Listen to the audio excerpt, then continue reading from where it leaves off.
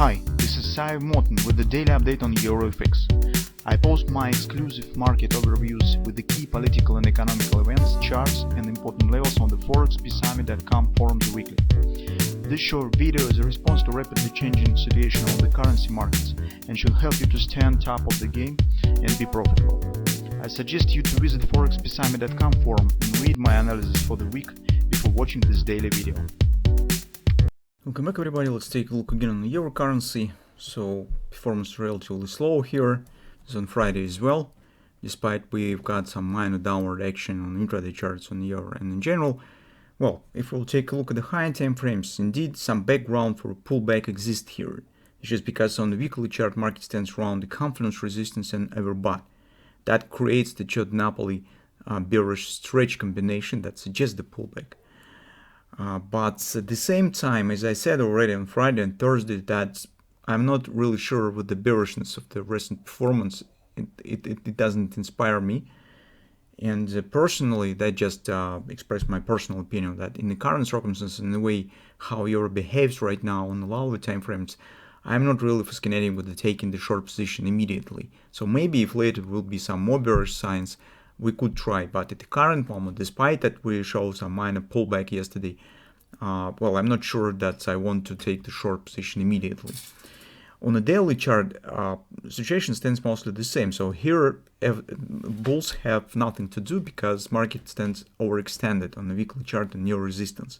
So if we're taking a new position for a daily trader, if you trade on the daily chart, so what does it mean to trade on the daily chart? It means that you use higher time frame, so weekly time frame for direction and resistance, estimating of the resistance support areas, while on the daily chart you're using that as an entry time frame.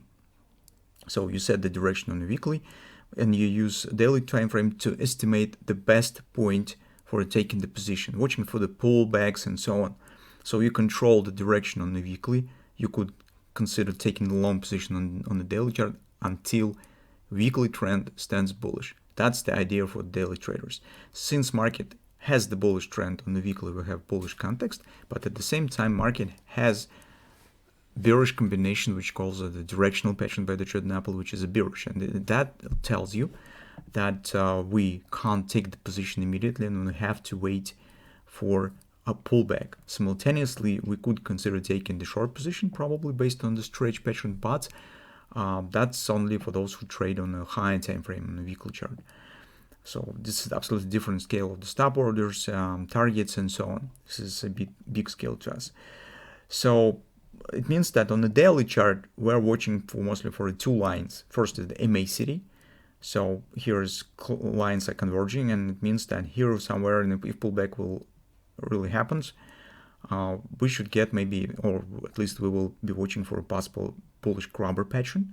And second, we are watching for 3x3 moving average, this green line, just because here we have sufficient thrust up for Napoli patterns, and here some patterns might be formed. I'm speaking about the possible bread body buy if retracement will be relatively deep and reach the 30% level, or double repo sell if we will not have the deep retracement but double crossing of the 3x3.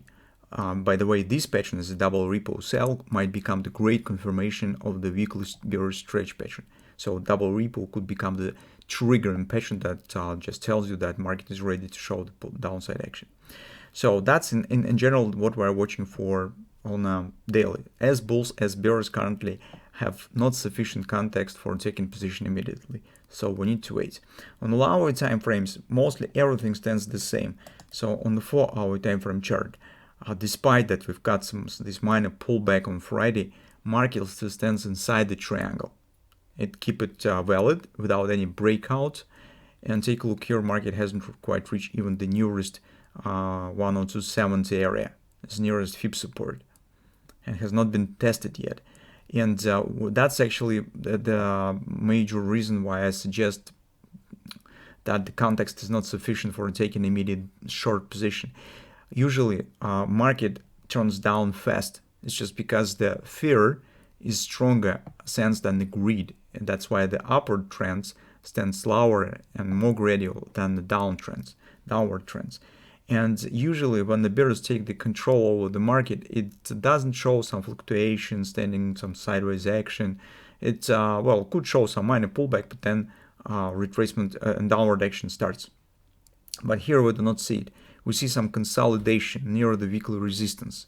And that makes me think that, well, it's not quite clear yet for the bears. And that's why I'm standing inside by far from taking the new short position. The same story I could say about the hourly chart. Yes, on Friday we've got this minor pullback. But take a look, as on the Thursday downward action, as on the Friday downward action, market has not reached the trend line. So we here do not see the touching of the trend line, and as on the Friday action, we also do not see the touching of the trend line. So in general, this is very difficult to call as a collapse, as some really strong bearish actions. More looks like some consolidation type of action, overlapping choppy action inside of this actually A-B swing. So this makes me think that with the divergence, by the way, as well, that's the last word bulls haven't said yet, and we could get some kind of the final action before retracement could start. Hopefully, those who read our weekly report, hopefully that could lead us to the starting of the bread and butter trade on the monthly chart.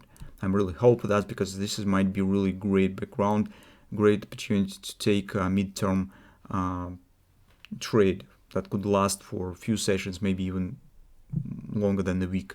We will see. So that's approximately what we have on the technical side of the euro currency.